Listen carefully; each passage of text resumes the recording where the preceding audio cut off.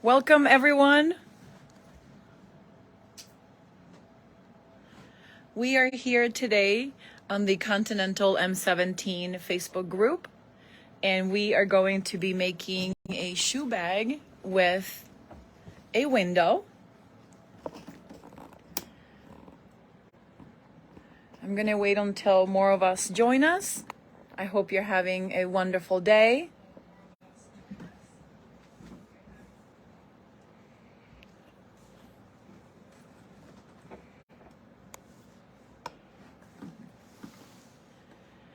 My name is Maday, and I am an artisan with Janome.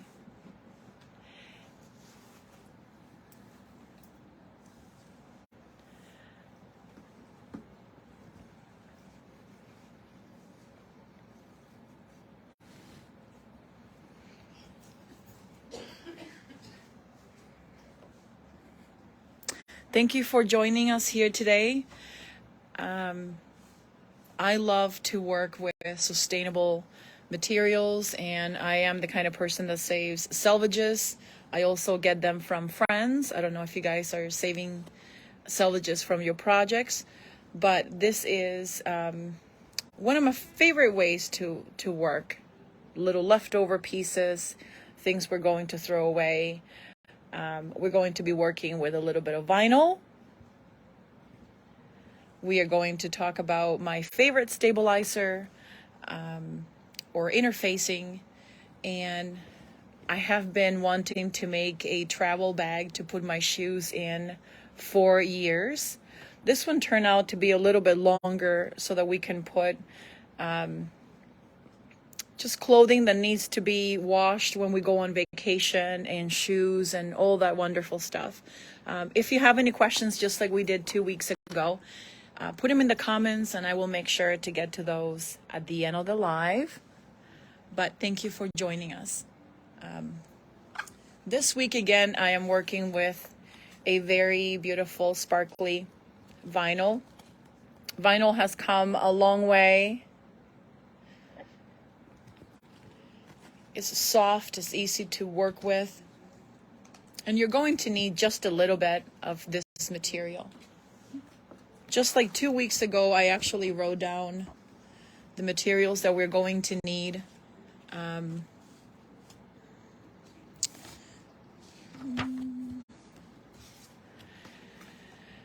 So to make the bag, if you don't want to make it with panels, you can have one solid fabric panel that will double as the inner lining for the back of the bag.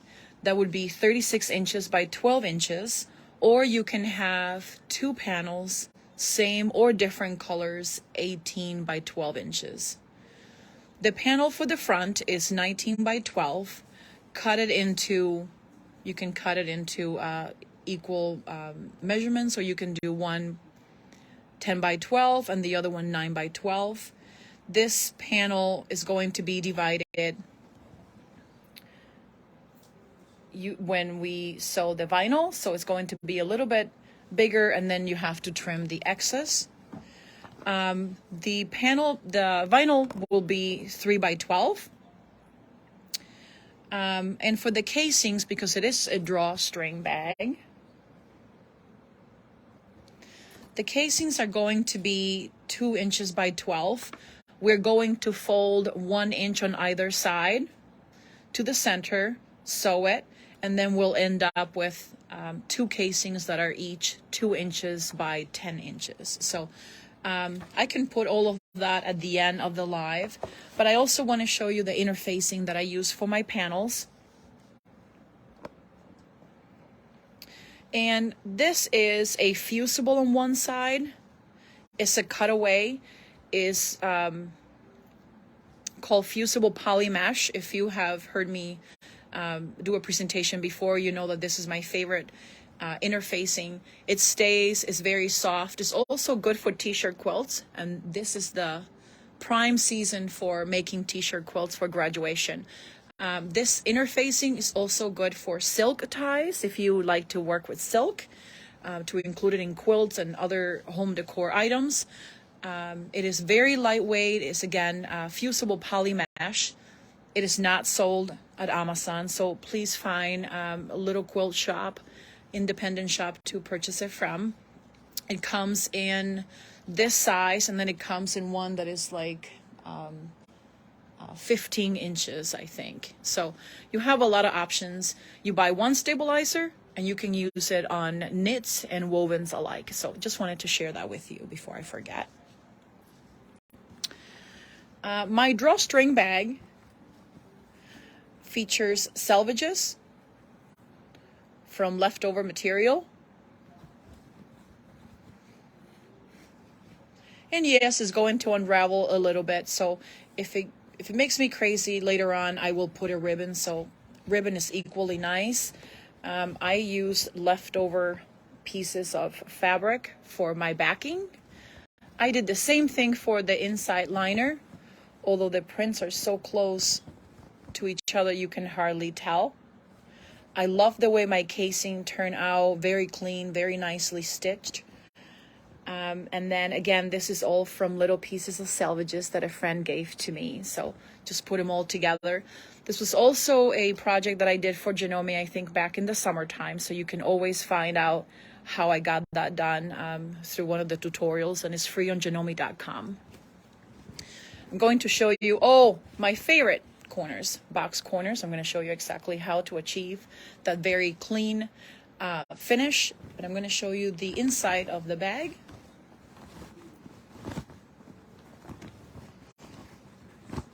Everything is finished. I might serge after we're done here today. I might use a serger for the edges, but I'm happy with it for right now. It's for my teenager, who is she's going to be using this in no time. What you see here is actually interfacing. It's another interfacing that I like. Is only for wovens, and it is SF 101. It's great for bag making, for wovens and other home decor items. Whenever I stitch with vinyl, I create a big enough seam allowance, and then I also top stitch it for strength.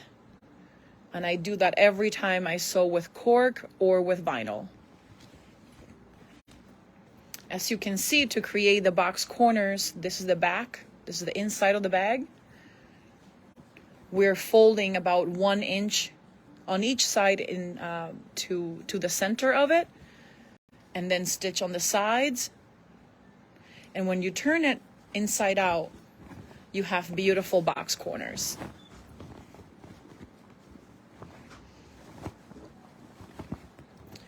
How many of you have made a drawstring bag before? There's so many different ways to make them. They're durable. It's better than having a plastic bag. And I'm actually pulling from both sides.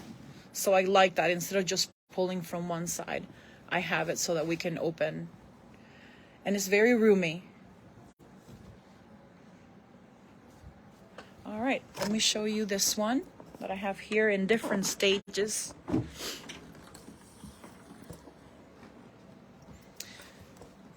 I am using the HP foot and the HP plate. Yes, you can use the walking foot, but this machine is so strong you hardly need to do that. But that is just a personal preference if it's easier for you. These layers are not very thick, so I felt very comfortable just leaving the normal HP foot. I am a big lover of this foot. I use it for nearly everything, including taking in clothing. So I have my panels all ready to go. Your panel sizes can truly be any size. You can make this as small or as big as you want.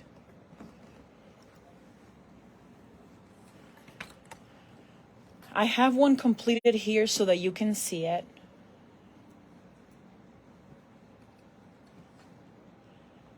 This is the outside of my bag. This is the inside.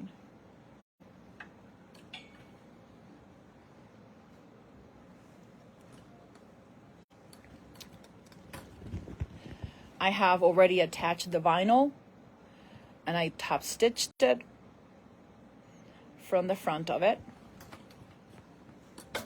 I'm going to show you my casings.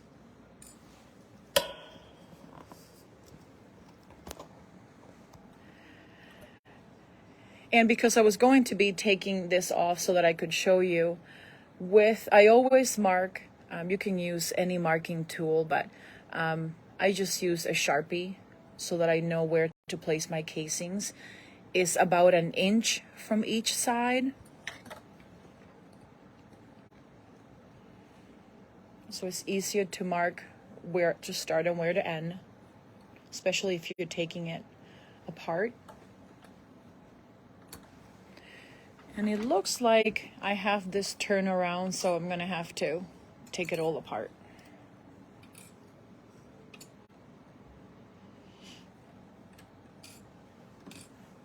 I hope you're all having a wonderful day. Welcome to March. It's always such a relief to make it to March and being so much closer to the springtime.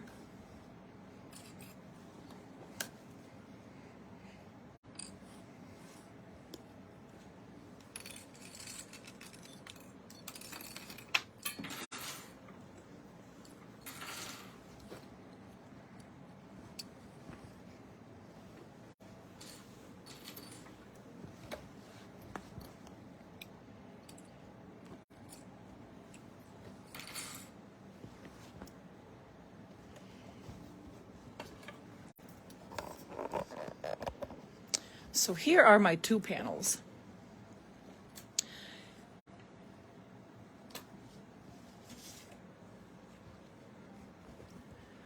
The casings should be to the front of the bag. So I attach it from the back, 1/4 inch, and I flip it to the other side and fold the edges down on the inside about 1/2 inch so you have a beautiful finished seam on all sides. Another thing I wanted to show you is I did use a solid piece of fabric. It was 36 inches by 12.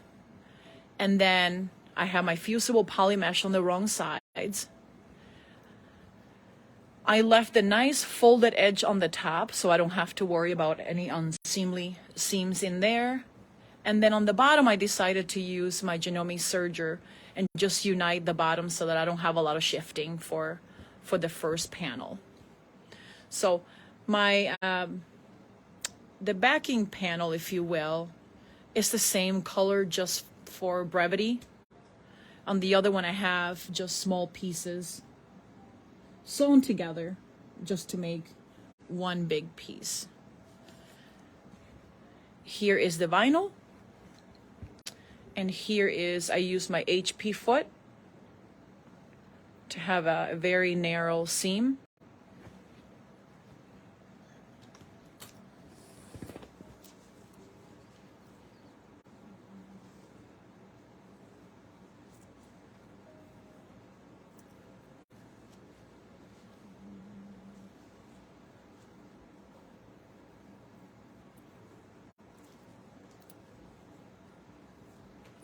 So right in here, I'm going to sew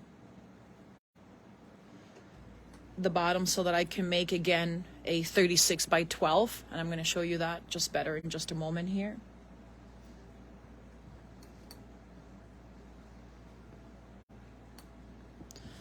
So right sides together of the panels, because I had them individually. I'm going to sew this at 1/4 inch. Using my HP foot.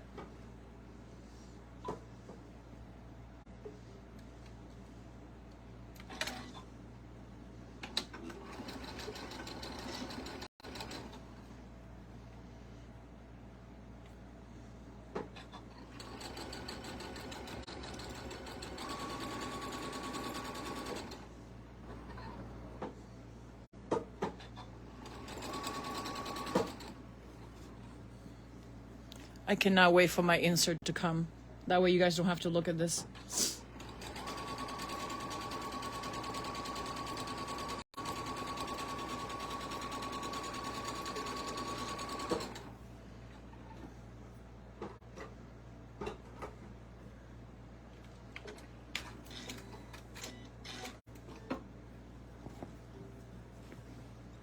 And now I have a long piece that is 36 by 12. Okay, I'm gonna show you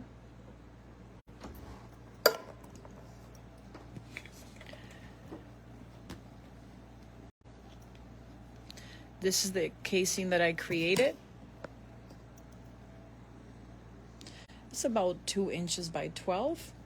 I fold the edges 1/2 inch first and then another 1/2 inch, and I'm going to top stitch. I didn't do it so that I could show you. And if you're not sure if it's going to stay in, use a little bit of a temporary glue stick, put it on the wrong side, fold it at about 1/4 inch, and then fold it again about 1/2 inch total. It ends up being 1 inch actually. Going to top stitch it.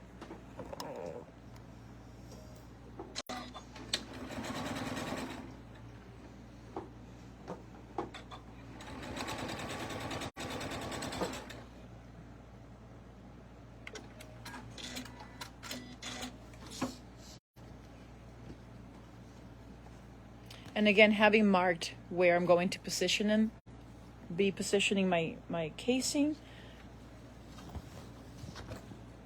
it ends up being about 1 inch from the ends.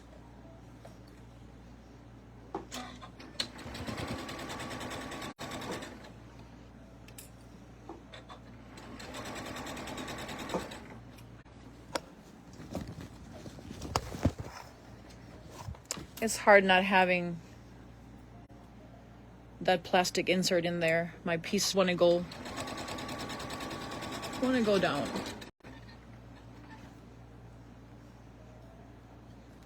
Never sew over pins. They're quite dangerous. I'm going to turn my automatic foot lifter.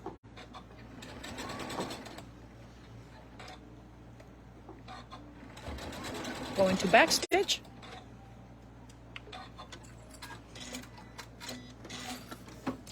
And voila. Now I turn it to the front of the bag.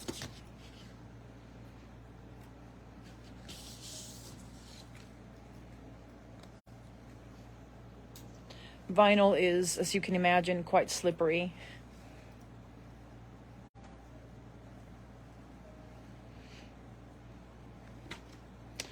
I'm going to fold the casing, but I think it's about 1/4 inch or so, and then fold it.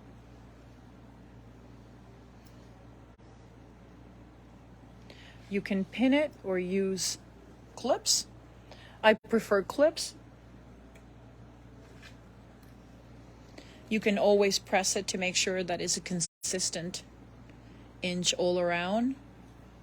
Although I will tell you that creating a drawstring bag, when you're cinching it, whether you use, you make your own tape or you use a little bit of sewing rope, like the rope that you use for making bowls,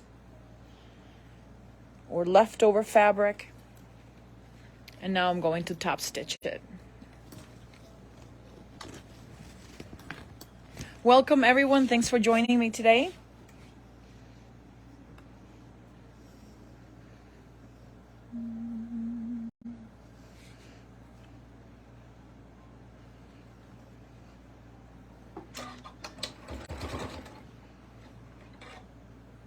I love the HP foot.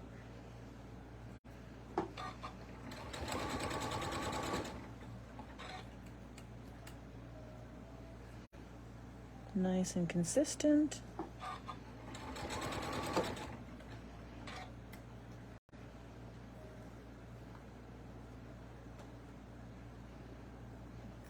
How is the weather where you guys are at?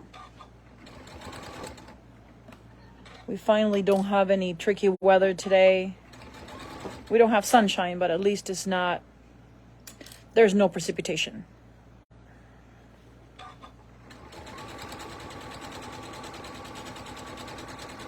I'm going to backstitch it because when you have a drawstring bag and you're using cord to open and close it.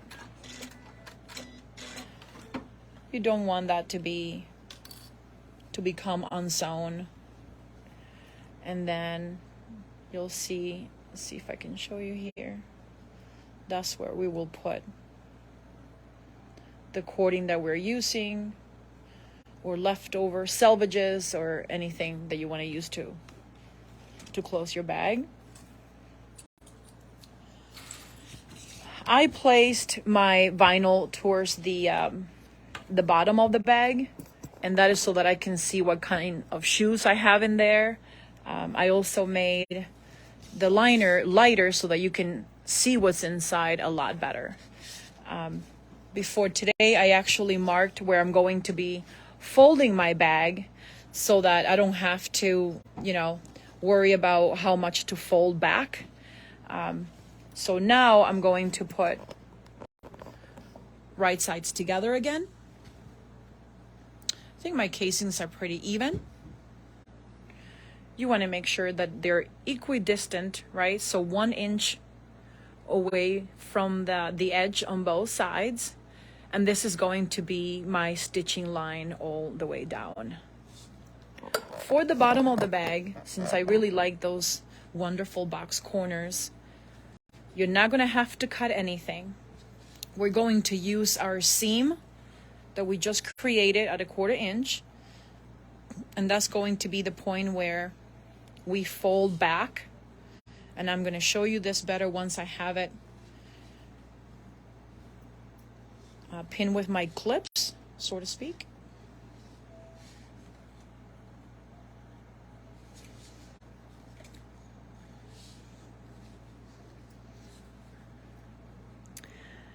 These are my favorite corners, whether I'm creating a zipper pouch or a bigger tote. So much easier to do than having to cut and measure for the corners. Give it a try and let me know how you guys like these box corners.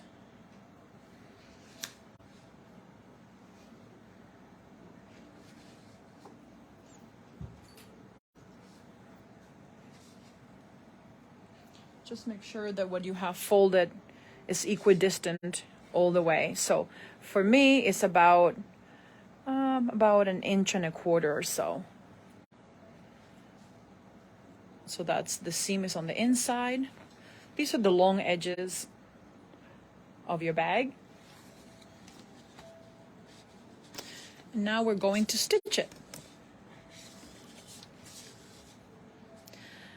I do like to start from the top so that I can line up the edges, just because you want the top to be consistent if you're making any sort of bag.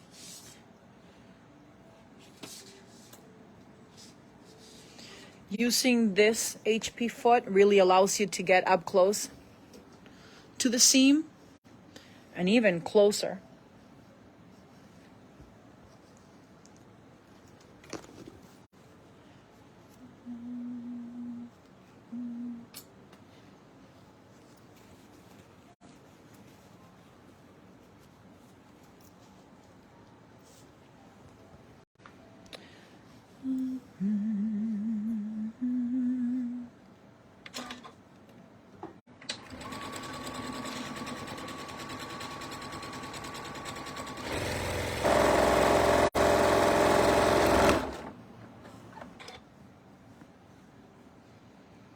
I want to make sure that all of these things are consistent as I go down.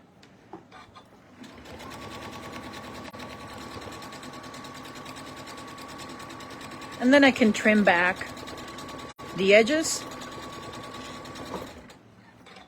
and use my serger as well.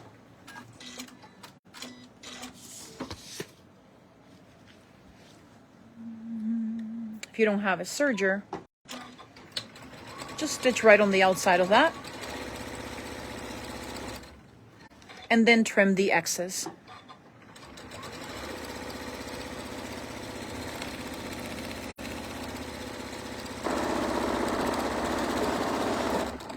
Sergers are a wonderful thing for sure.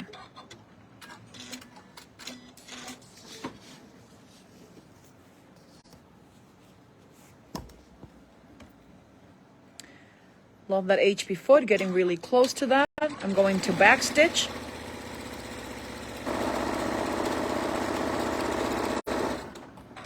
Sewing through the vinyl using the HP foot, no problem. It's beautiful. Beautiful stitching.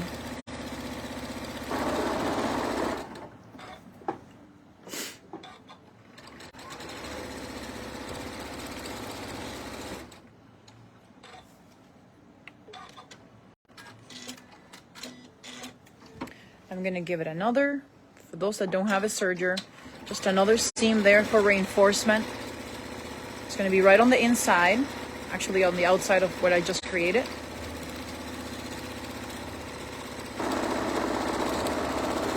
Back stitch whenever possible.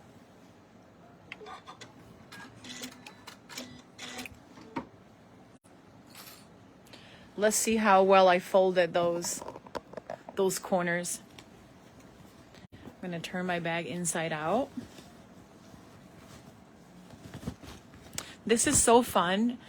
With many people celebrating Easter pretty soon, you can make some of these tiny bags and fill them with goodies. And the beginning of the school year, you can put school supplies. Just make it very fun for the young people in your life or children of any ages. My teenager just absolutely, oh, look how nice those finished edges are in here. I am going to trim the excess, of course, later on. Very happy with how the bag turned out. Just a small enough window so that you can see what's on the inside. Have super fun working with vinyl. They are really all kinds of fun vinyls out there. I love the sparkly one. Look at the beautiful bag bottom. So you can do this for zipper pouches, your totes, really anything. And you can create this even if you are working with a solid piece of fabric. Look at that. Look how nice that looks. Highly recommended. Fun colors. Lots of wonderful storage that is more eco-friendly than plastic. You can actually choose to have more of the front of the bag in vinyl form so that you can see more, but it also gives you a little bit of privacy if there are items that you don't want other people seeing. So now I can fit through this. I don't know if you have a bobkin or other tools that are very easy to use. I don't recommend elastic, but really you can put almost anything to hold your bag together. So here is my shoe bag, drawstring bag with windows so that you can see what's in there. And here is my really fun shoe bag. You see how for this one I put the vinyl on the top, and then I thought, you know, maybe I need to have it more towards the bottom so that I can see better what's inside the bag. This one is created, as I said before, with the selvedges that most people are going to throw away. Highly recommend using it. Have fun experimenting. And what I did with this top is I just cut a chunk from here, put the vinyl in the middle, and then put this on the top. Much happier with, you know, the more you make it, the more you're going to iron out all those little imperfections and make it more, have your own voice in the project. For each panel, make sure that you put some sort of stabilizer or interfacing to make it a little bit stronger. But it's super easy to fold these in your luggage, anywhere, and then when you need them, you take them back out and use them. I made, when I put these through, this is just leftover fabrics that I had. I started on this end, went all the way around and came out. And then I did the same in the opposite side. So now when I go close my bag, I can pull on both sides. So thank you so much for joining me. I absolutely love my Continental machine. I hope you're all enjoying yours. There's so much to learn. I don't think that 3 months is enough to learn this machine. There's so much beauty, so much functionality, and a lot of power. So this is a wonderful community. Feel free to ask any questions that you may have. There's always room for improvement in every section of our lives. So if you have any suggestions, if there are things that you're doing yourself with your sewing and you want to share, please keep in touch. My website is sustainabletextiledesign.com, and I am a Janome Artisan. This is my 3rd year with the team, and I'm very proud of this company and very grateful that you're all here. So thank you, and I will see you next month. Let me know if you have any questions, please, and I will answer them later. Have a wonderful weekend. Thank you.